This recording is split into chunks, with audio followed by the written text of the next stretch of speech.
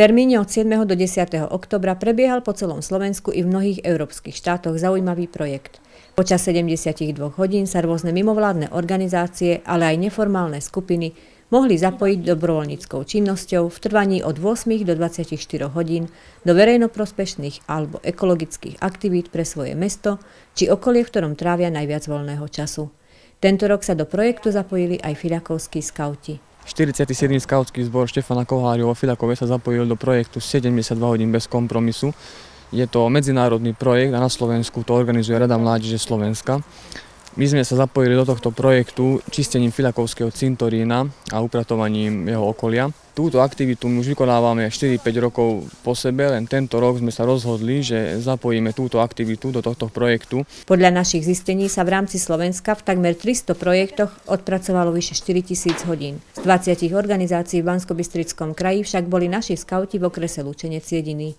Ich vekové rozpätie bolo viac ako 20 rokov. Do našej aktivity sa zapojilo 25 dobrovoľníkov, ktorí sú členmi skautského zboru. Najmladší má 8 rokov a najstarší má 30, takže je to rôznorodé. Každý skaut, ktorý vedel, ten prišiel a teraz tu pracuje na Fiľakovskom cintoríne. Po niektorí si túto činnosť vyskúšali už aj v minulosti. Nováčikov v zbore však zaujala rovnako. Som skautka už 4 roky a na tejto akcii sa zúčastňujem už teraz 3. krát. Veľmi sa mi to páči, lebo celá skupina je tu. Prišiel som pomôcť očistiť pomníky a tešia sa aj moji rodičia. Čo sa mi na tomto páči? To, že pomôžeme ľuďom čistiť cintorín. Som skaut začiatočník, ale je to zaujímavé. Okrem zaujímavých projektov majú títo mladí ľudia, deti a často aj ich rodičia za svoje 20-ročné pôsobenie za sebou mnoho akcií, táborov, brigád a aktivít. Najviac času však doteraz strávili pri oprave svojho sídla a jeho okolia.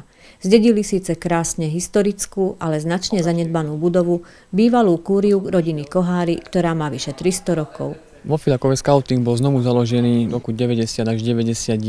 Zaoberáme sa s výchovou mladých ľudí od 8 až do 99 rokov, takže našim členom sa môže stať, dá sa povedať, skoro každý, kto završil 8 rokov a našu prísahu bere vážne do života. Vyvrcholením skautského roka je skautský tábor. Činnosť tohto zboru je však skutku bohatá a prospešná nielen pre nich samotných.